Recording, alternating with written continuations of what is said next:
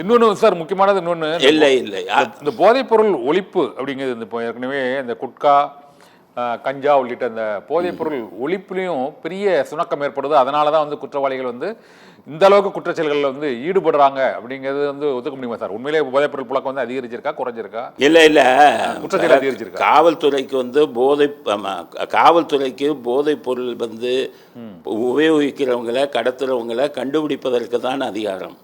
ஆனால் போதைப் பொருட்கள் வெளிநாடுகளிலிருந்து இந்தியாவிற்குள் உள்ளே நுழைவது, ஒரு மாநிலத்திலிருந்து இன்னொரு மாநிலத்துக்கு உள்ளே வர்றது, இதெல்லாம் அரசாங்கம் தானே கட்டுப்படுத்தணும். குறிப்பாக மத்திய அரசாங்கத்துக்கு தான் முதல் பொறுப்பு. வட மாநிலங்களில் இங்கே வருது, ஆப்கானிஸ்தான்லேருந்து தாலிபான்கள் வந்து மூலமாக கடத்தப்படுது. அது வந்து பாகிஸ்தான்லேருந்து, பாகிஸ்தான் அரசாங்கமே இந்தியாவை வந்து சீர்குலைக்கணுங்கிறதுக்காக போதை மருந்துகளை பார்டர்லேருந்து கடத்துகிறாங்க. அப்போ அந்த இடங்களெல்லாம் நம்ம வந்து தடுக்கணும்ல. அது மத்திய அரசாங்கம் தான் மெயினாக செய்யணும். மாநில அரசாங்கம், இங்கே இருக்கிற மாநில அரசாங்கம், அது ஏன்னா மாநில அரசாங்கமே என்ன போதை மருந்து கடத்துறவங்களோட தொடர்பு வச்சுருக்காங்களே. அவங்க அரசியல் கட்சியில் உள்ள நுழைஞ்சு போதை மருந்து கடத்துறவங்க அந்த அரசியல் கட்சியில் ஒரு பதவி வாங்கிட்டு உக்காந்துருக்காங்களே. அப்போ இதெல்லாம் போலீஸ் தடுக்க முடியாதுல்ல. இதுக்கு எல்லாத்துக்கும் கூட்டு பொறுப்புங்கிறது உண்டு. அரசாங்கம், மத்திய அரசாங்கமும் சரி, மாநில அரசாங்கம் சரி. அதுக்கப்புறம் நீங்கள் வந்து அந்த போதைப் பொருள் தடுப்பு பிரிவை வந்து இன்னும் பலப்படுத்தணும்ல.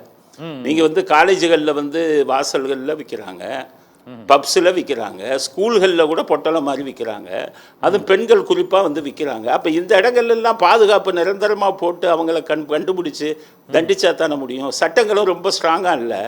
இப்போ நீங்கள் போதை மருந்துக்கு பார்த்தீங்கன்னா, நீங்கள் இங்கே பெயிலுக்கு போனீங்கன்னா நீதிபதி கேட்குறாரு, என்னென்னா எவ்வளோப்பா எடை அப்படின்னு கேட்குறாரு. உடனே வக்கீல் என்ன சொல்கிறார் தெரியுமா? ஒரு கிலோ தான் கேட்குறாரு.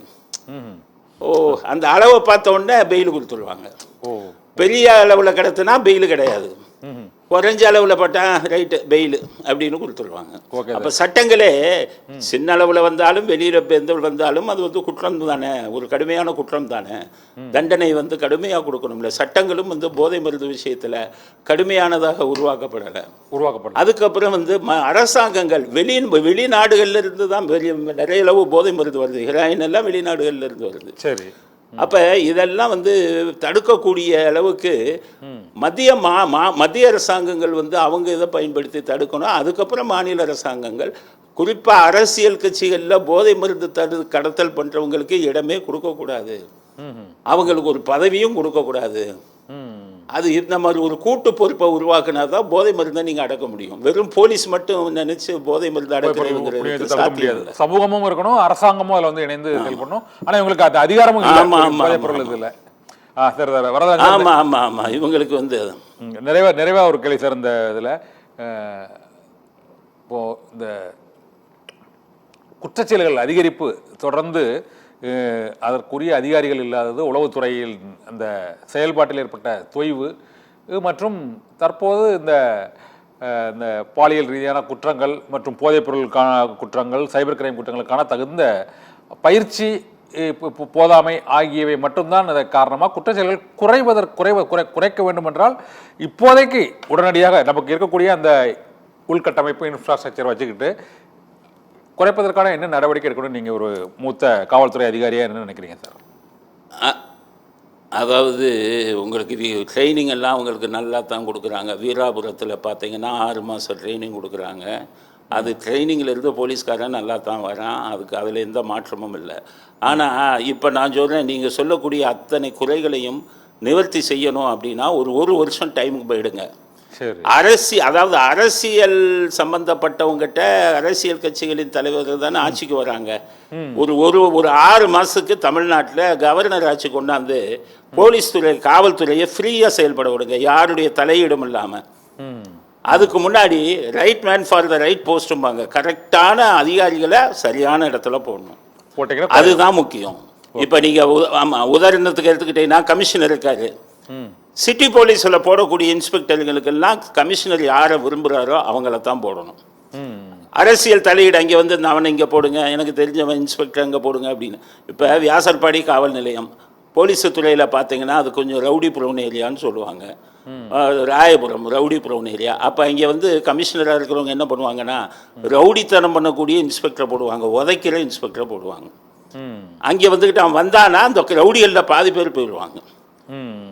ஆக ஆமா, லஞ்சம் அதிகம் கிடைக்கக்கூடிய போலீஸ் ஸ்டேஷன் இருக்கு. அந்த லஞ்சம் அதிகம் எங்கே கிடைக்குதோ அங்கே லஞ்சம் வாங்காத எத்தனையோ இவங்க இருக்காங்க காவல்துறையில். இன்ஸ்பெக்டருங்களாம் மனசாட்சி உள்ளவங்கெல்லாம் ஒரு நிறைய பேர் இருக்காங்க. அவங்கள தூக்கி அங்கே போடுவாங்க. ஸோ லஞ்சம் வாங்குற இடத்துல லஞ்சம் கிடைக்கிற இடத்துல லஞ்சம் வாங்காத ஒரு அதிகாரி, ரவுடிகள் இருக்கிறத திருப்பி அடித்து அவங்க கைகால ஒடிக்கக்கூடிய ஒரு ரவுடிகளை அடக்கக்கூடிய ஒரு தைரியமிக்க அதிகாரி போடுங்க நீங்க. இவர் என்ன சொன்னாரு, விஜயகுமார்னு கமிஷனர் இருந்தாரு, அவர் இன்ஸ்பெக்டர் மீட்டிங் போடும்போது என்ன சொன்னாருன்னா, உன் எல்லையில ஒரே ஒரு ரவுடி தான் இருக்கணும், அது நீயாத்தான் இருக்கணும்னு சொன்னாரு. ரவுடித்தனம் பூரா இருந்தவன் பூரா அத்தனை ரவுடிகளும் இந்த மாநிலத்தை விட்டு வெளியில ஓடினானே. 12 encounter, law and order officer அவர் 12 என்கவுண்டர் போட்டார். அடி எல்லாம் ரவுடிசமே இல்லாம போச்சு. அப்ப அரசியல் தலையீடு இருக்கக்கூடாது. திறமை மிக்க அதிகாரிகளை நீங்க பதவிகளை கொடுத்து பாருங்க. அப்புறம் நீங்க தமிழ்நாட்டில் இந்த நீங்க சொல்லக்கூடிய குற்றச்சாட்டுகள்லாம் வருதாங்கிறத பாருங்க, நிச்சயம் இருக்காது. அதனால நம்ம சிஸ்டத்தில் உள்ள குறைபாடுகளை சரி பண்ணி அரசியல்வாதிகள் கொஞ்சம் மனசாட்சியோட காவல்துறையை தனியாக இயங்க விடுங்கள், சுதந்திரமாக இயங்க விடுங்கள். நல்ல நேர்மையான அதிகாரிகளையும் திறமையான அதிகாரிகளையும் உபயோகிங்கள். நிச்சயமாக தமிழ்நாடு அமைதி பூங்காங்கிற பேர் முன்னாடி வாங்கினது நிச்சயம் தொடர்ந்து வாங்கும் என்பதில் எந்தவித சந்தேகமும் இல்லை.